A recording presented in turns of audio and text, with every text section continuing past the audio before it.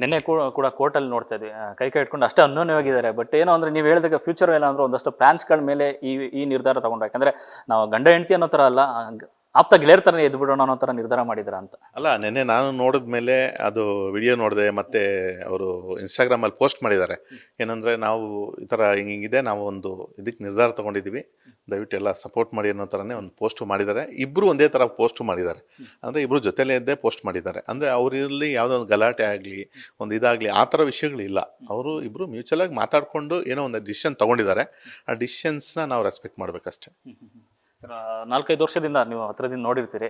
So ಅವರ ಒಂದು love story ಆಗಲಿ ಅಥವಾ ಅವರ ಮದುವೆ ವಿಚಾರ ಆಗಲಿ ಎಲ್ಲರಿಗೂ ಕೂಡ ಇನ್ಸ್ಪೈರ್. ಯಾಕಂದರೆ ಈಗಿನ ಒಂದು ಮಾಡರ್ನ್ ಅಂದರೆ ಲವರ್ಸ್ಗಳು ಹೇಗಿರಬೇಕು ಅಂದ್ರೆ ಒಂದು ಮಾದರಿಯಾಗಿದ್ದರು. ನೀವು ಕೂಡ ಸಾಕಷ್ಟು ವರ್ಷದಿಂದ ನೋಡ್ತೀರಾ. ಅವ್ರ ಅನ್ಯೋನ್ಯತೆ ಬಗ್ಗೆ ಮಾತಾಡೋದಾದರೆ, ಇಲ್ಲ, ತುಂಬ ಅದ್ಭುತವಾಗಿ ಒಬ್ಬರನ್ನೊಬ್ಬರು ಯಾವ ವಿಷಯದಲ್ಲೂ ಬಿಟ್ಕೊಡ್ತಿರ್ಲಿಲ್ಲ. ಯಾವತ್ತೂ ನಿವೇದಿತ ಅವರು ಆಗಿರ್ಬೋದು, ಚಂದನ್ ಬ್ರೋ ಆಗಿರ್ಬೋದು, ಇಬ್ಬರು ಒಬ್ರಿಗೊಬ್ರು ಅಷ್ಟೇ ಕೋಆಪ್ರೇಟ್ ಆಗಿ. ಯಾಕಂದರೆ ಈಗ ಅವ್ರು ಯಾವುದಾದ್ರೂ ಒಂದು ಶೋ ಮಾಡ್ತೀನಿ ಅಂದರೆ, ಮತ್ತು ಯಾವುದಾದ್ರು ಒಂದು ಸಿನಿಮಾ ಒಪ್ಕೊತೀನಿ ಅಂದರೆ, ಇವರು ಯಾವತ್ತೂ ಅಬ್ಜೆಕ್ಷನ್ ಮಾಡ್ತಿರಲಿಲ್ಲ. ಆಯ್ತಮ್ಮ ಹೋಗಿ ಮಾಡ್ಕೊಂಬ ಅಂತಲೇ ಹೇಳೋರು. ಈಗ ಇವ್ರು ಮಾಡೋ ಟೈಮಲ್ಲೂ ನಿವೇದಿತ ಅವರು ಬಂದು ನಿಂತ್ಕೊಂಡು ಎಲ್ಲ ವಿಷಯದಲ್ಲೂ ಸಪೋರ್ಟ್ ಮಾಡೋರು. ಯಾವುದೇ ಸಿನಿಮಾಗಾಗಿರಲಿ, ಒಂದು ಸಾಂಗ್ ಆಗಿರಲಿ. ನಮ್ಮದು ಡ್ಯಾನ್ಸ್ ಸಾಂಗ್ ಅಷ್ಟು ಹಿಟ್ ಆಗ್ಬೇಕಾದ್ರೆ ಅದರಲ್ಲಿ ಅವರು ಫಾರಿನ್ಗೆ ಹೋದಾಗಲೂ ಒಂದು ಫಾಲ್ಸ್ ಹತ್ರ ನಿಂತ್ಕೊಂಡು ಇಬ್ಬರು ಒಂದು ಸಾಂಗ್ ಮಾಡಿದರು. ಅದು ಸಾಕಷ್ಟು ಒಂದು 45-50 ಮಿಲಿಯನ್ವರೆಗೂ ವ್ಯೂಸ್ ಪಡೆದಿತ್ತು ಅಂತ. ಅಂದರೆ ಅಷ್ಟು ರೀತಿಯಲ್ಲಿ ಇದು ಇಬ್ಬರು ಒಬ್ರಿಗೊಬ್ರು ಸಪೋರ್ಟ್ ಮಾಡ್ಕೊಂಡು ಬಂದರು.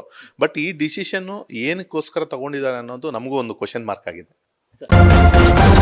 ನ್ಯೂಸ್ ಫಸ್ಟ್, ನಿರ್ಭೀತಿಯಿಂದ ನಿಮ್ಮ ಪರವಾಗಿ.